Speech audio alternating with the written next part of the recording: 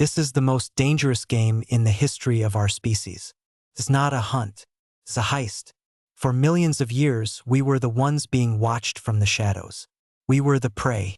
But 2 million years ago, something changed. We stopped running. We looked at the most terrifying predators on Earth, creatures twice our size with fangs like daggers, and we decided that their food was now our food. This is the birth of power scavenging. It wasn't about being the strongest or the fastest. It was about being the boldest. It was the moment we stepped into the light and claimed our place at the top of the food chain, not through claws, but through pure collective defiance. Welcome to Episode 4, The Scavenger Kings.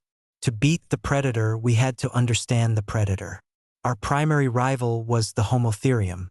Unlike the ambush-heavy Smilodon, the Homotherium was a marathon runner.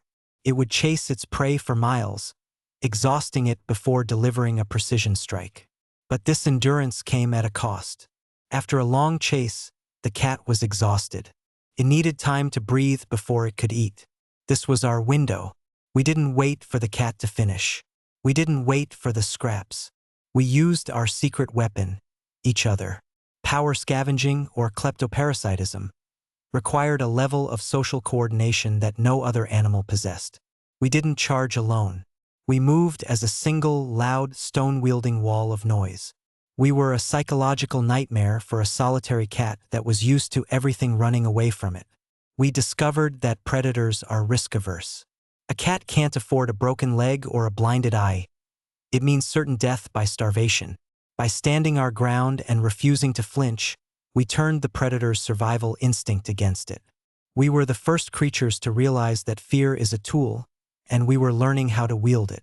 The victory was temporary. Every second we spent on the open savanna was a second that attracted bigger, meaner scavengers, like the giant short-faced hyenas. This is where the blades from Episode 3 became the ultimate equalizer. A stone flake is sharper than any tooth.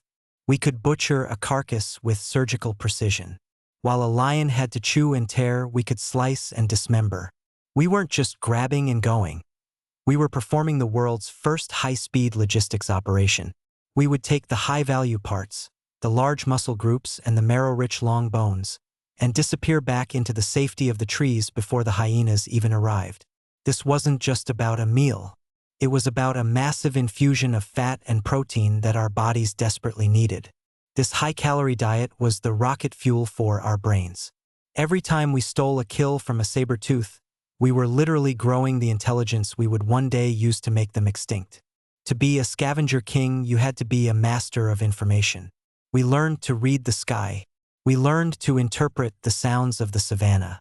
A specific bird call or a distant cloud of dust wasn't just noise. It was a map to our next meal.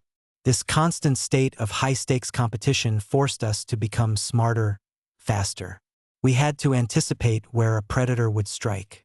We had to plan our approach to stay upwind so they wouldn't smell us coming. We were developing the strategic mind. We were no longer just surviving the environment. We were gaming the system. We had transitioned from the hunted to the competitor. We had proven that a small, hairless ape with a sharp rock and a few friends could outbully the most terrifying monsters of the Pleistocene.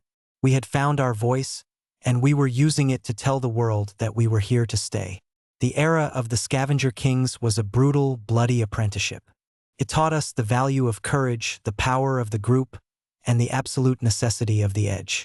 We had learned how to take what we needed from a world that wanted to eat us. But as we grew more successful, we faced a new problem. The savanna was getting colder. The safe trees were disappearing. To survive the coming storms, we needed more than just meat. We needed a way to keep the warmth of the sun with us, even in the dead of winter. To see how our ancestors faced their greatest challenge yet, the cold, and how a single needle changed the course of human history, click the next video. And to follow every step of this 30-episode journey, make sure to subscribe. The journey is only getting colder.